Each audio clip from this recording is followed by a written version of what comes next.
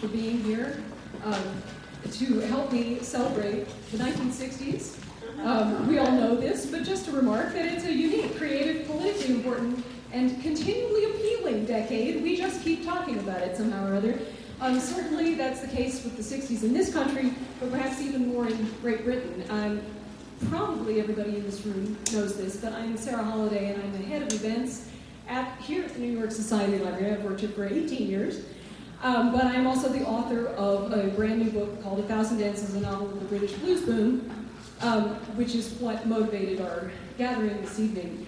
And I just want to particularly thank everyone at the library who has been so supportive to me through this whole writing and publication and general swinging 60s event we've been having together for the last few years.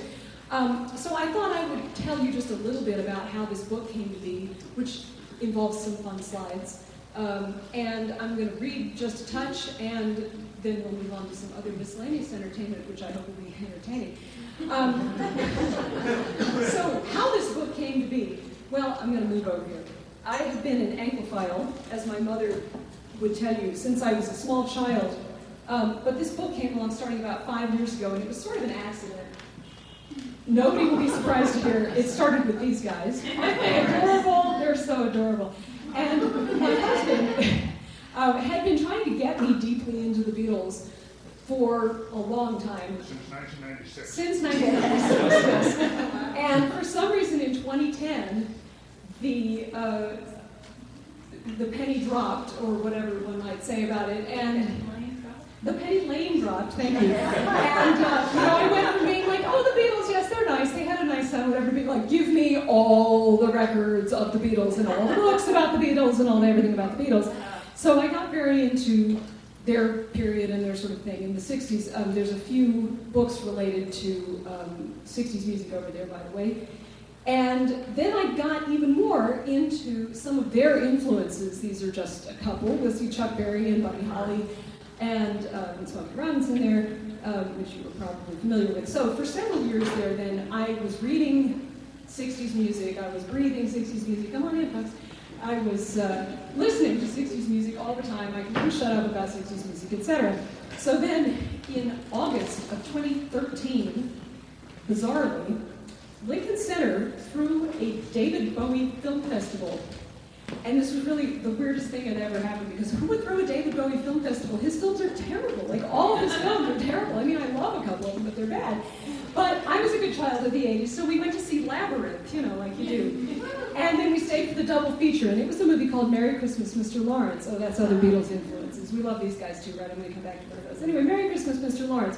1983, here's Bowie over on the right, looking, you know, odd. But he's not really the point here. The point is that this movie is set in a prisoner of war camp for mostly British and other English-speaking prisoners of war of the Japanese in World War II.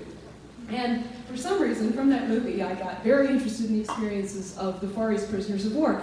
Happily, all the guys who survived that seem to have written a memoir, and the library has many of them. A few of them are over on that table as well. So there was plenty of reading to do on that. And then one day, in September of 2013, I'm walking down the street and I had this sudden realization, like, wow, the kids who made the music in the 60s were the children of the people who fought World War II. You know, which is completely obvious and yet just burst upon me like a metaphorical explosive device. And so, also, Far East Prisoner of War, this is actually art made shortly after liberation by women who was there. You may also remember The Bridge on the River Kwai, highly inaccurate movie, but from that same setting. Not the same stuff. Some more lovely images from the Far East Prisoner of War experience. It was pretty terrible. You can read all about it if you like. Anyway, so I had this thought of what would it be like to be a kid in the early 60s when this fabulous music is just beginning to explode, and you're just starting to find yourself and define yourself and do that whole great coming of age thing. But you are from a family that has been hugely impacted by the situation in World War II. Your dad, in fact, is a survivor of the Thai-Burma Railway, the infamous Thai-Burma Railway. And so that's an influence on how you see the world and how you react when things go awry. So the book kind of unfolded from there, and as I have said to a few people, it was almost sort of an accident. It was really, I also said, sometimes all you need is one good idea, 300,000 volumes, which we happen to have in this building, by the way. So I did an enormous amount of research at the library as well as outside it. Yeah, I kind of had this thought, and I did a little speculating, a little outlining, and I thought, you know, this might turn into a novel. And a remarkable number of people then acted like that was a cool thing to have done, to be working on a novel, because I happen to work here, and I'm very fortunate. And so tonight, here we have the fruits of all of that. Now, Thousand Dances, a novel with British blues band. I just want to give one announcement and a couple of shout-outs. Shout-outs including Robert Dunn, who is the publisher of Coral Press, who's publishing the book, so thank you very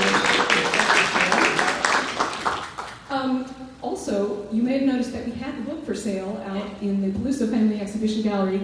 I'm afraid it is now sold out of the copies we have with us this evening. Well, thank you, but it's good news and good news, because my friend Nick Jason, who is over here, and happens to share his name with my protagonist, will be happy to take your orders. He is from the Corner Bookstore, 9030 Madison. Fantastic people, go see them. But you don't have to go see them to get a copy of the book. You can place an order with Nick. If you'd like one signed, if you just like one period, it can come here, and we will get it to you from here. So feel free to talk to Nick after this. I'll also be sitting down here and signing copies of those who did manage to buy one before we sold out. So thank you for all of that. So the book, August 1963, in London and its suburbs, we meet a guy named John Nicholas Philip Spinnery, or Nicky, who hangs out at the local teen music club, the Cherrystone Ballroom, and here's all the latest bands that make it out to the suburbs.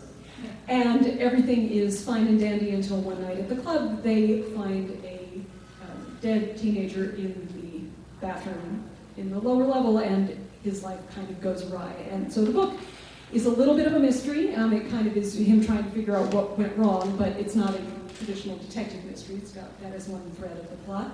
It's got lots of music, because part of what he ends up doing is going around to all the other clubs and trying to track down bits and pieces of what happened to this kid and where he had been and all this sort of thing.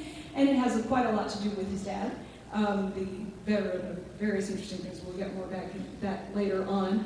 And various other characters in his community. So if it's okay with you, I'm going to read a little passage, and I'm going to continue to stand here because there's some images that go with it.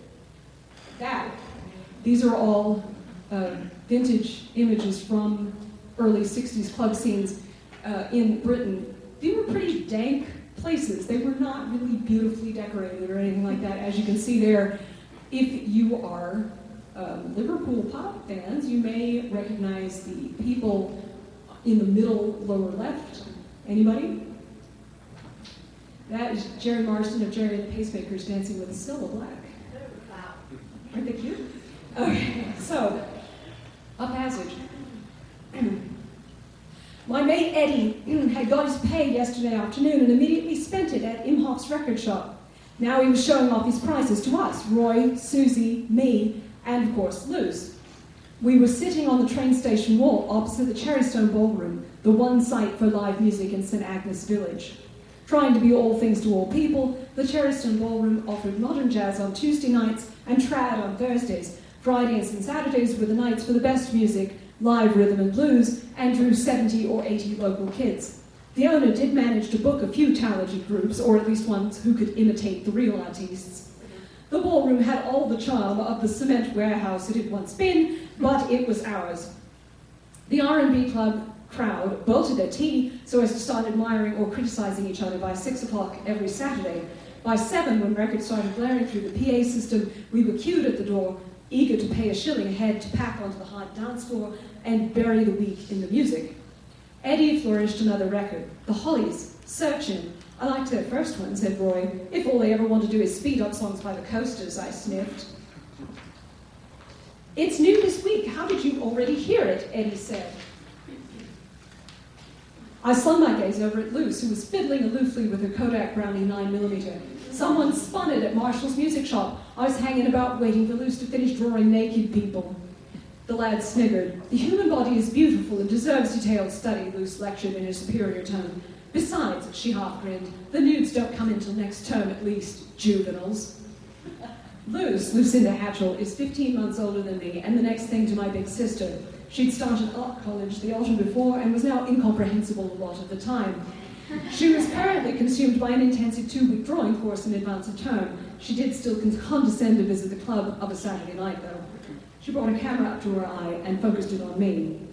Eddie elevated a long player like the host. Now, you can't have heard this one, he challenged me. James Brown's live at the Apollo. Mine's practically worn out, I replied, smirking. I snatched it up at Transat Imports last month. Eddie stuffed the records back into his messenger bag, shaking his head indulgently. We'd been having this essential exchange since I founded our secondary school record club. Don't I see one more? Susie halted him. Is it silly? Is it Cliff Richard? It's Pat Byrne, Roy suggested. His stunning performance on Ready, Steady, Go converted you. Oh, shut your cake-hole, said Eddie. It's these northerners. He flashed us a shiny new 12-inch record. Please, please me. 4 floppy-haired Beatles grinned gormlessly down a stairwell. Half the blighters in school have grown their fringes out like this lot, Roy complained. They look like poofs.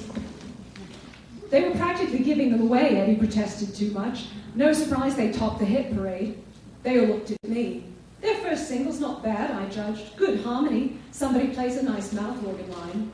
The final word from Nicky Spinnery, one-man jukebox jury, said Luce, filming me. Of course, the camera got no sound. It was far over my head why she bothered. Did you see that program last night? Ready, Steady, Go, Roy asked. As long as they're booking some rhythm and blues, I'll watch it, said I. If Luce is watching anyway. The Hatchells had telly. I swear we were the last house in the village that didn't. I wouldn't mind meeting that dusty Springfield in a dark alley, Eddie started to say. But his meditation on charms of Ready, Steady, Go's hostess was cut off by the insistent burr of Italian motor scooters. Here comes Lord Snooty, Luce remarked, as a crowd of sharp-cut lads swerved into the square, flashing their mirrors.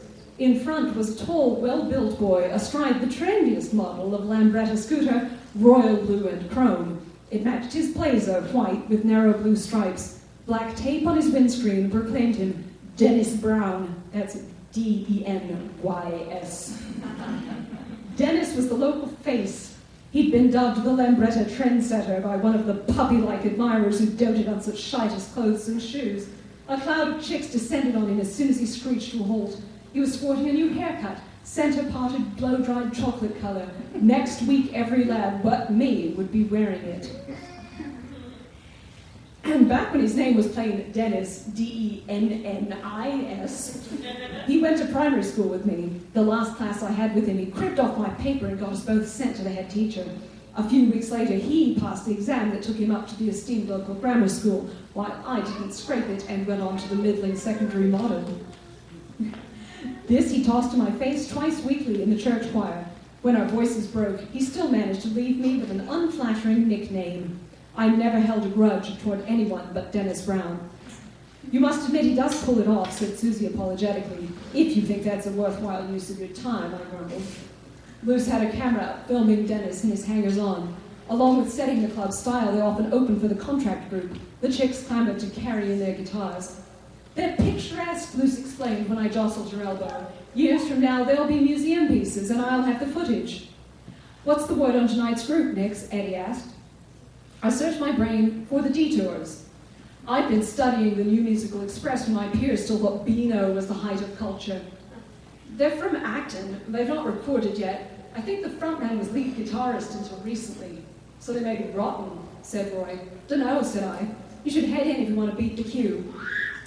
Into the square rolled a battered maroon van with a big white arrow painted down the side. Tonight's headliners were arriving at the last minute. My mates faded into the queue and I strolled down the alley behind the ballroom. The van had indeed pulled up at the loading dock that passed for a stage door. 4 leather-jacketed lads were piling out with guitars and other gear. I met a lot of musicians in those days. It was easy. I just offered help and didn't compete with them. The musos weren't gods then. They were every kid you knew who talked his parents into paying installments on an instrument. Hello, I said to the nearest chap. Welcome to the Cherrystone. You work here? Said he. Just a regular. Give you a hand with your kit, though, if you like. As long as it gets inside, said a square-jawed kid with a wicked smile. The last stranger who helped us load in tried to make off with the drums. Roger caught him, though. "Yeah, I think his cast's come off this week," boasted the indicated Roger. He was a short, broad bloke with an aggressive chin and incongruous blonde curls. He smacked the van's back doors with his palm and they popped open, revealing a mountain of gear and one more boy, long-legged with lank black hair. He handed me a microphone stand and I reached for an instrument case. "Don't touch that," he ordered. "Take this amp if you can." The amp was enormous, but strangely light. For one horrid moment I juggled it, then found my balance. "You want this anywhere in particular?" "Just against the back wall," said the long-legged boy. "The way we play, the acoustics don't much matter." "With a stack this size, they'll hear you in 3 counties. Acoustics or no," I said. "You want to know the secret?" said the square-jawed kid. "Only the box is big. The tubes are standard size. Don't tell." "That you exaggerate the size of your equipment," I bantered, swinging up onto the top. "How do the birds feel about that?" This got a whoop of laughter. "No complaints yet," Roger called. "About our equipment. The music is another story," said the long-legged boy. "I'm Peter, by the way. Roger over there. That's John, Barney, and the old man's Doug." "Nick," I said. "Glad to know you." In front of me, the stage door opened to show Dennis Brown and his loathsome sidekick, Andy Drivers, framed in the dim light. "Good evening," drawled Dennis. "I'm Dennis Brown, lead singer of the Selwyns. I'll be glad to orient you." "That's quite a stack you got here, isn't it, gents?" remarked Andy, who was habitually amped up himself and had the stammer to prove it. "I'll bet you're good and loud, aren't you?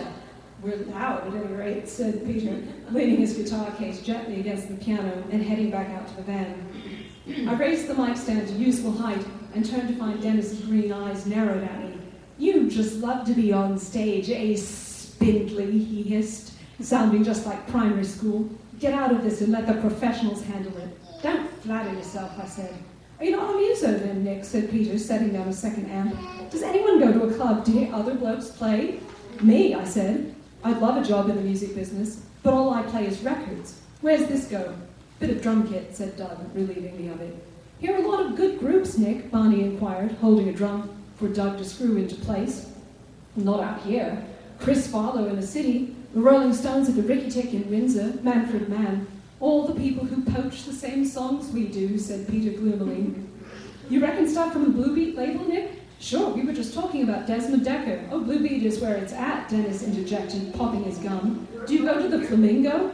"We danced there all night last weekend," Andy added. "Mad it was, mad. Everyone hides fucking kites." Above our heads, the PA crackled to life, the instant good time sound of the Miracles shop around. Kids, well-dressed, ill-dressed, my friends, schoolmates, and neighbors poured through the front doors and plunged into the current dance craze. The night was underway.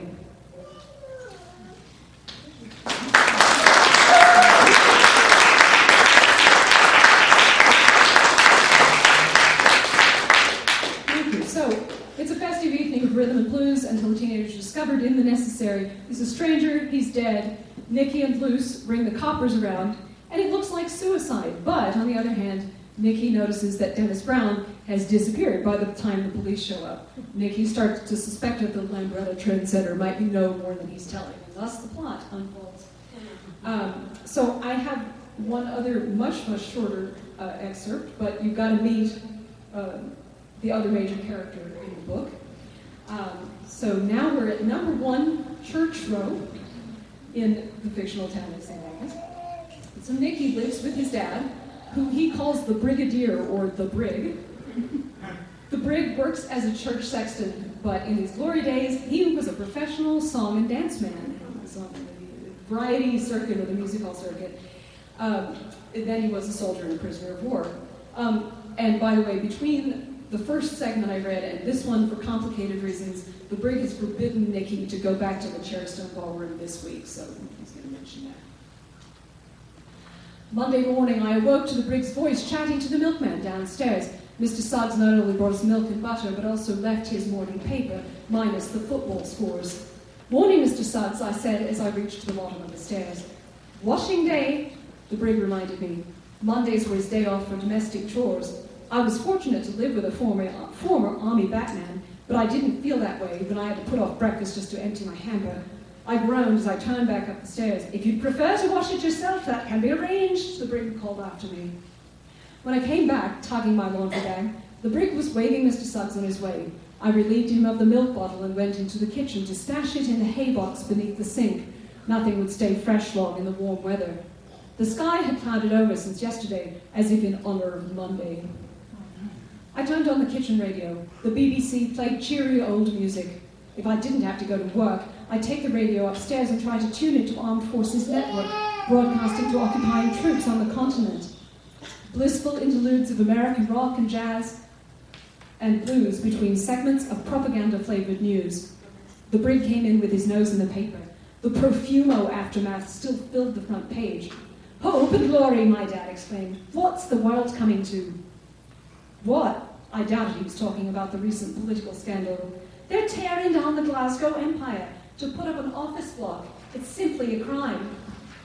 I thought you were in favour of tearing down empire, I needled him. Clever clogs, he said. I topped the bill there in, well, I believe it was the last summer before the war. I collected a porridge tin and a saucepan. Don't tell me, you were a great hit and they wouldn't stop shouting your name. He laughed. Nah, I died on my ass. They hate Englishmen up there, and they stopped serving the bevy after the first show.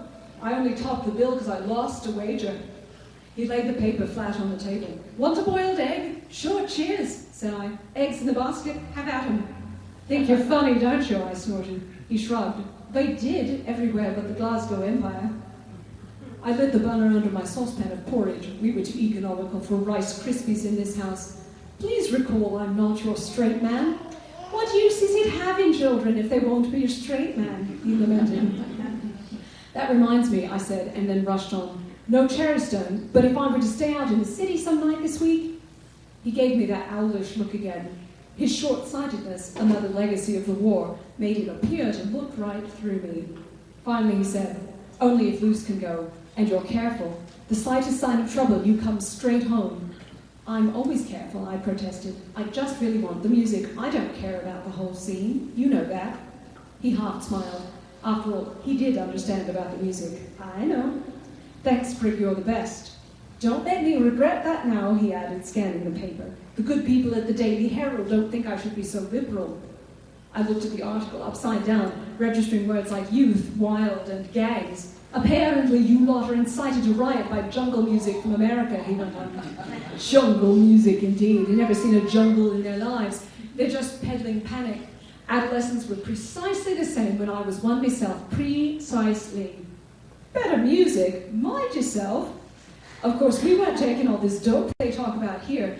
We stuck to good, clean drink. But you don't care for any of that. It makes me ill, except the cigarettes.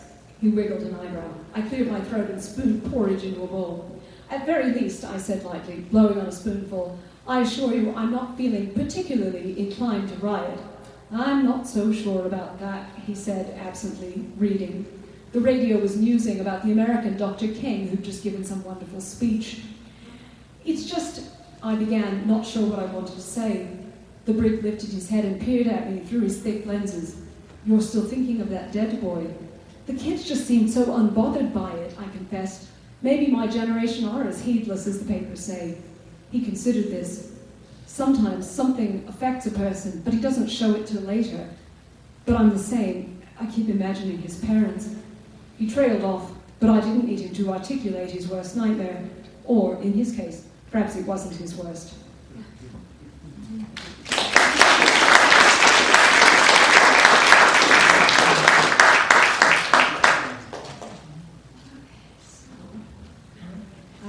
Thank you very much. So this book contains two original songs that the brig, who is Donnie Spinnery in his heyday was known as the lad with the magic fiddle, used to perform back in the 1930s, and my husband, Gabe Wren, who is a very gifted lyricist, wrote the words for these that are in the book, which is lovely, and our excellent friend Paul B. Patnella wrote some tunes to them, so I thought I would sing them for you.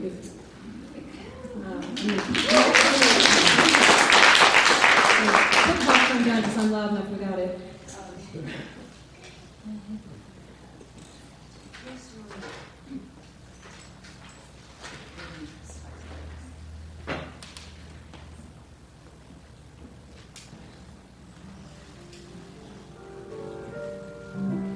I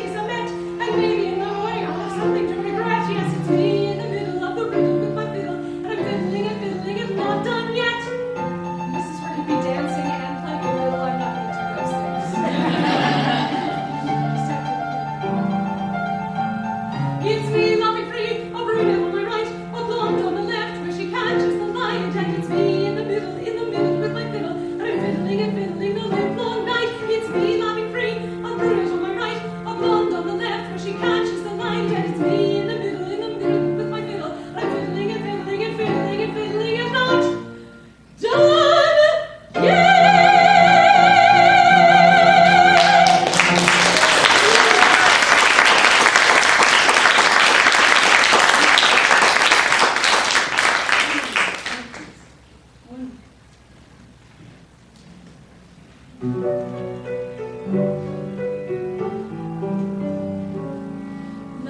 a rummy proposition. At best, it's a condition that's better read about in some old book.